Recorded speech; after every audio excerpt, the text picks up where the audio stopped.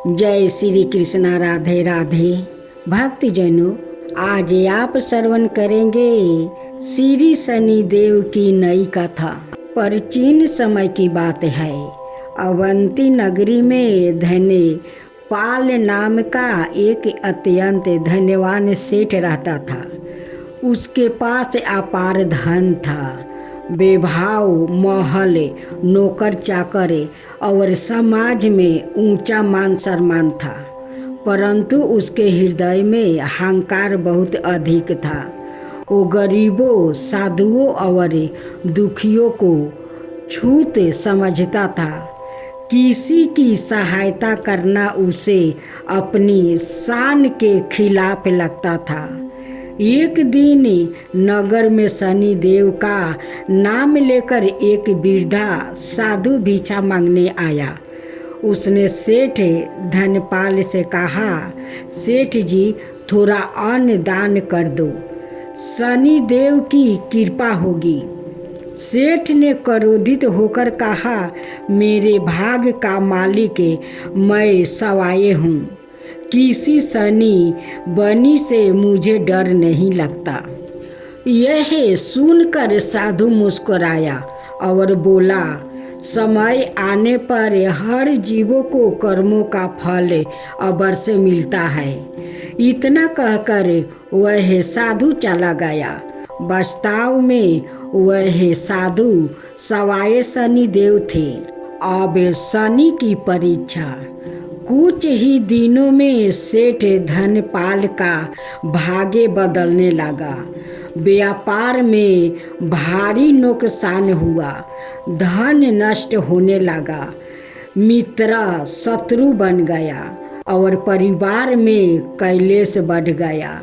सेठ के नौकर उसे छोड़कर चला गया। धीरे धीरे वह दलिद्रता हो गया और वही सेठ अब सड़कों पर भटकने लगा।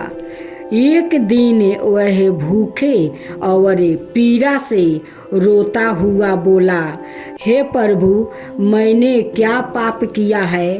कौन सा ऐसा भूल किया है कि आज मुझे अन्न जल नहीं मिलता? कौन ने ऐसा पाप किया है शनिदेव कि आज मुझे भुगतना पड़ रहा है? उसी समय वही वृद्धा साधु फिर उसके सामने प्रकट हुआ। इस बार सेठ ने उनके चरणों में गिरकर क्षमा मांगी। शनिदेव ने कहा, धनपाल, मैंने तुझे दंड नहीं दिया है, बल्कि तुझे अहंकार से मुक्ति किया है। जो मनुष्य दया, सेवा और विनम्रता भूल जाता है, शनि उसे सत्य का मार्ग दिखाते हैं। सेठ ने सच्चे मन से पश्चाताप किया और प्रण लिया कि वो जीवन भर गरीबों की सेवा करेगा। शनिदेव प्रसन्न हुआ।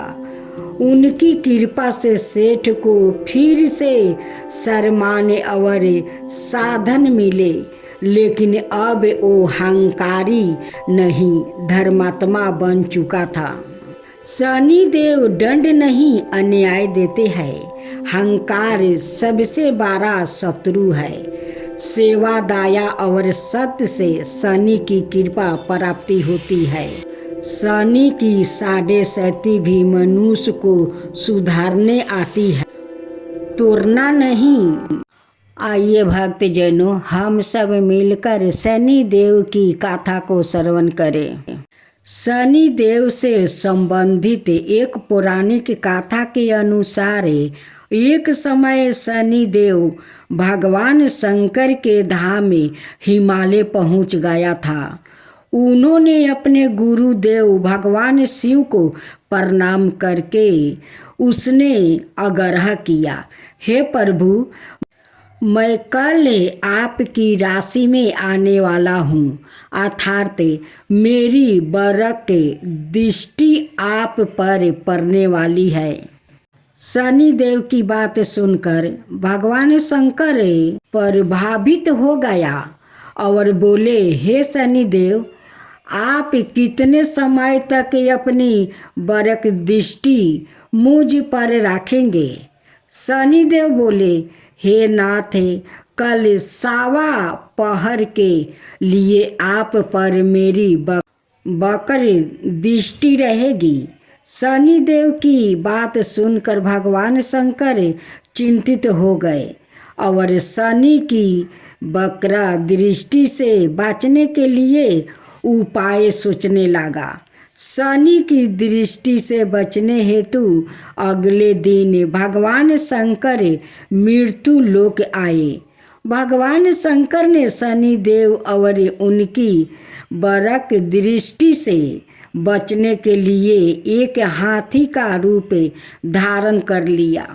भगवान शंकर को हाथी के रूप में सावा पहर तक का समय व्यतीत करना पड़ा और शाम होने पर भगवान शंकर ने सोचा, अब दिन बीत चुका है और शनि देव की दृष्टि का भी उन पर कोई असर नहीं होगा।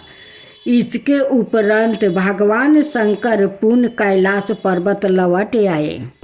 भगवान शंकर प्रसन्न मुद्रा में जैसे ही कैलाश पर्वत पर पहुँचे, उन्होंने शनि देव को उनका इंतजार करते पाया। भगवान शंकर को देखकर शनि देव ने हाथ जोड़कर प्रणाम किया। भगवान शंकर मुस्कुराकर शनि देव से बोले, आपकी दृष्टि का मुझ पर कोई असर नहीं हुआ। यह सुनकर शनि देव मुस्कुराए और बोले, मेरी दृष्टि ना तो देव बच सकते हैं और ना ही दानव, यहाँ तक कि आप भी मेरी दृष्टि से बच नहीं पाए।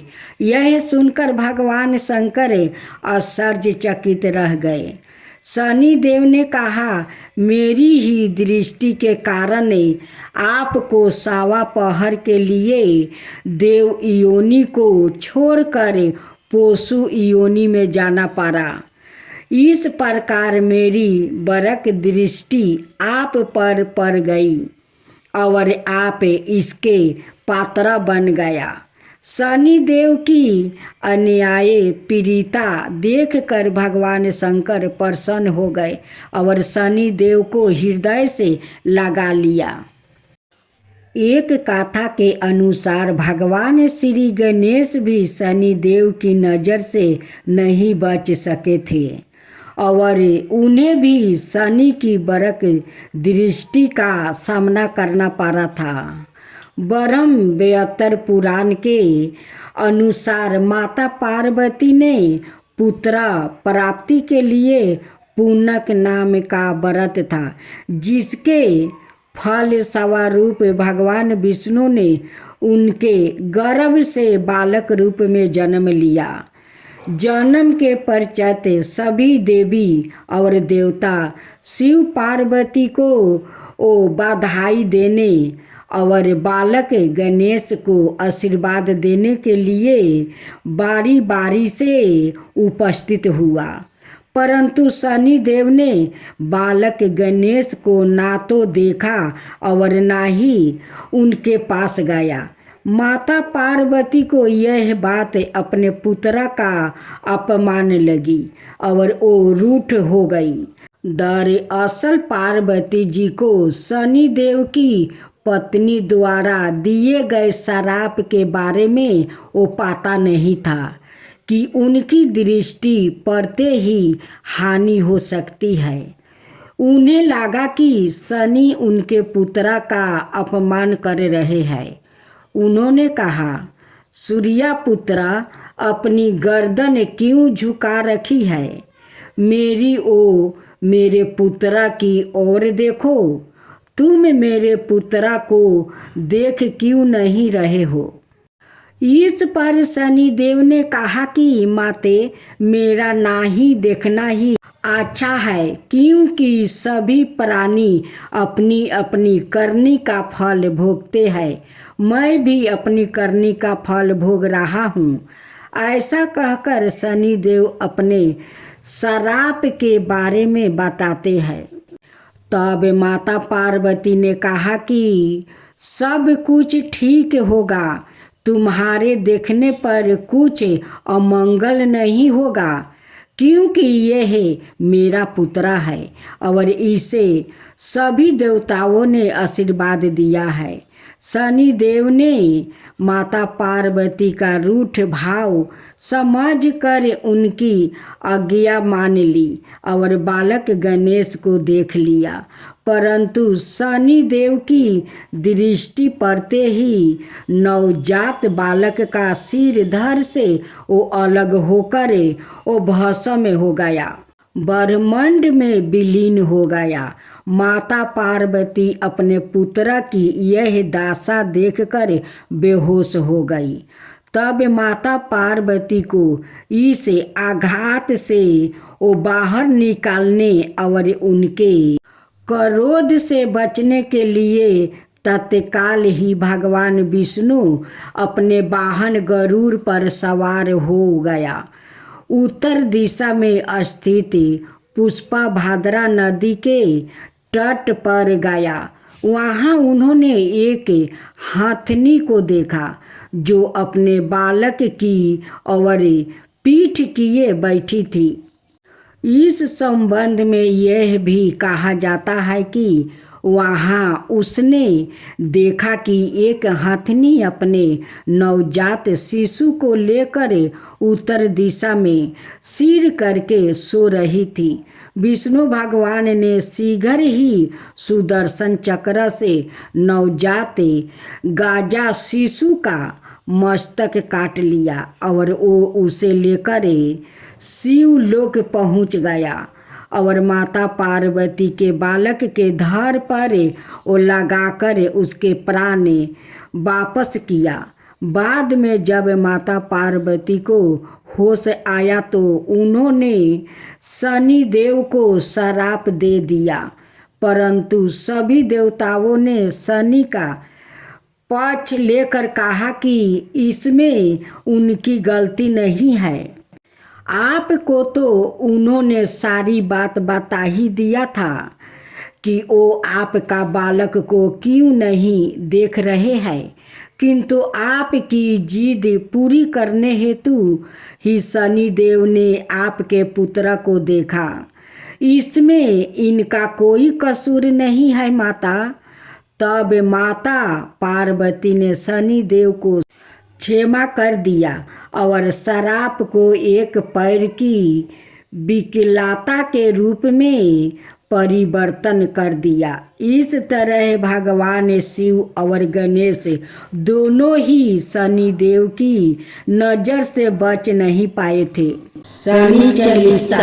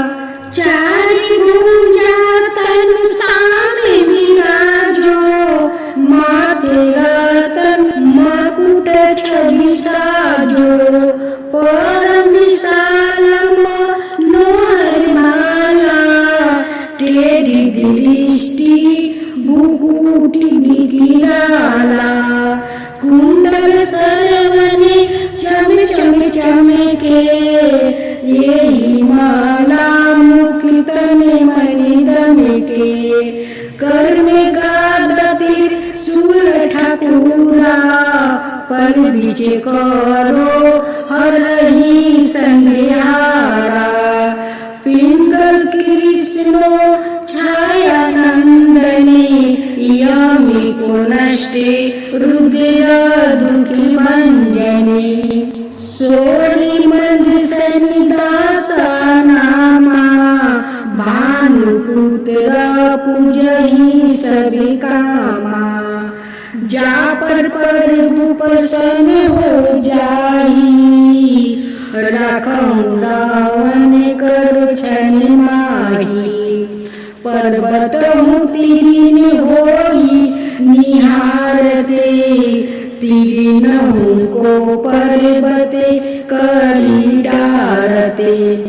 राज मिलत बन राम ही दिनो के कहू की मति हरही न हो।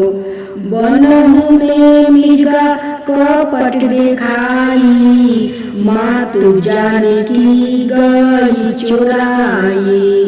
लखे नहीं सकती बिकल करी डारा मचिंगी दल में हाहाकारा मचा।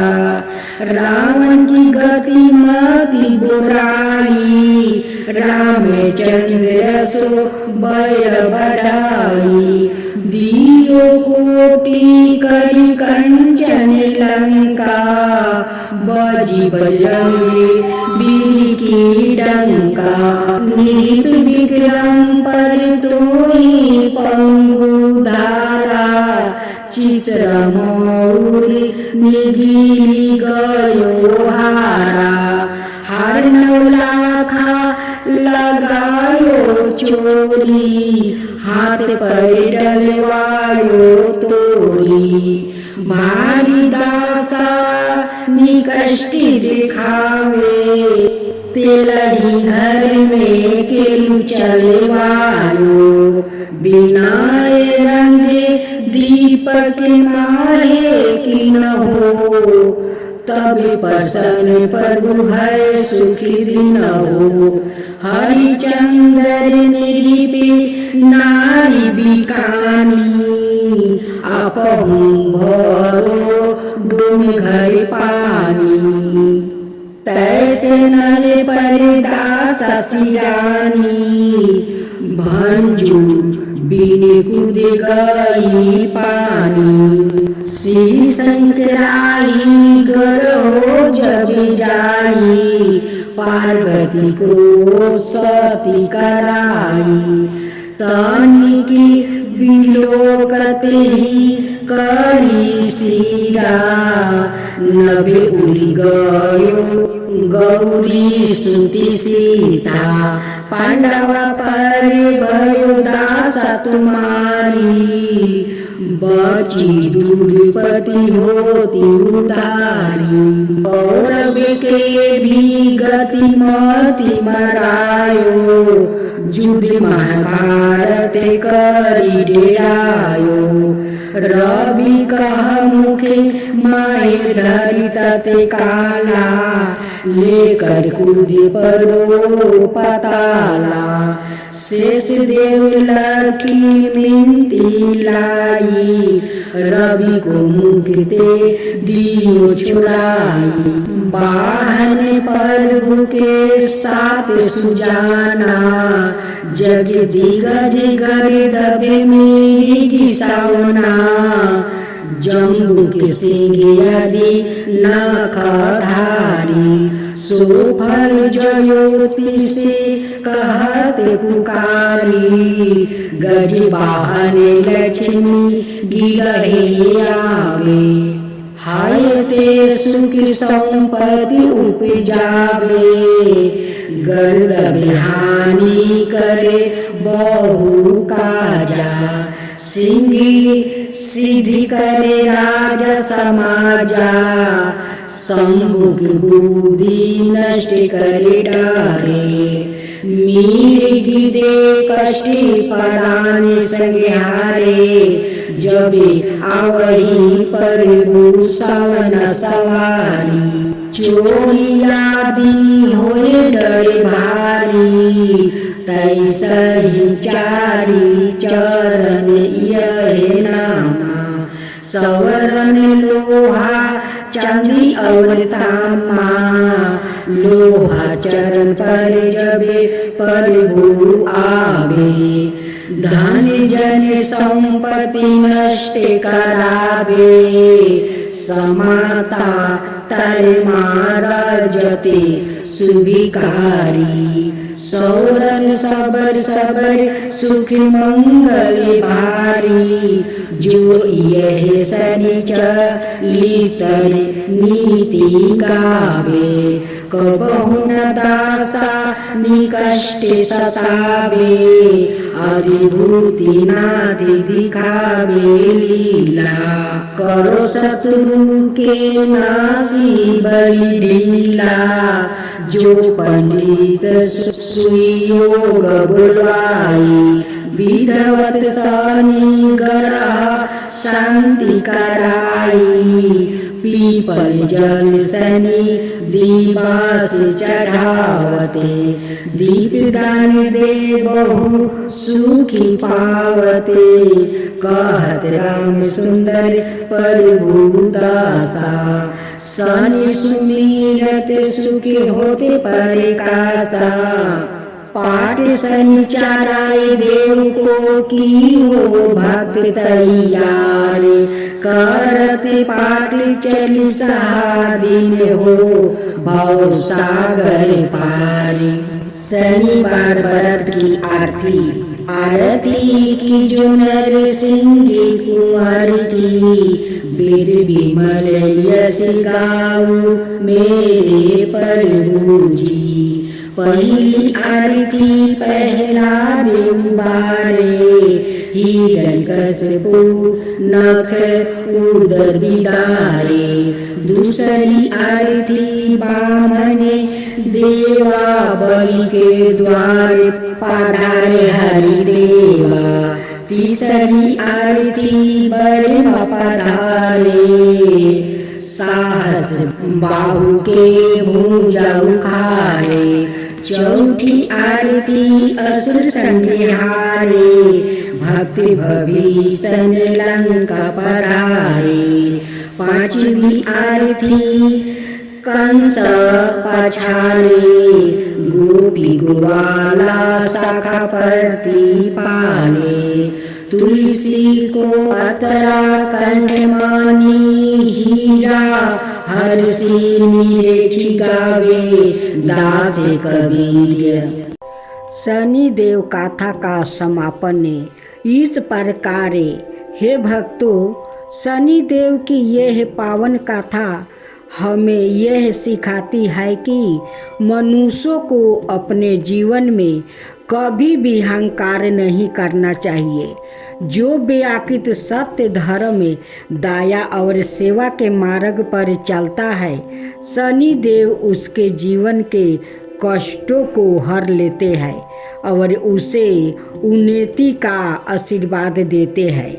शनि देव किसी के शत्रु नहीं होते, वो तो केवल हमारे कर्मों का अन्याय करते हैं। जो मनुष्य अपने दोषों को स्वीकार करे, सुधार करता है, शनि देव उस पर शीघ्र प्रसन्न हो जाते हैं और उसकी साढ़े शक्ति भी सौभाग्य में बदल देते हैं।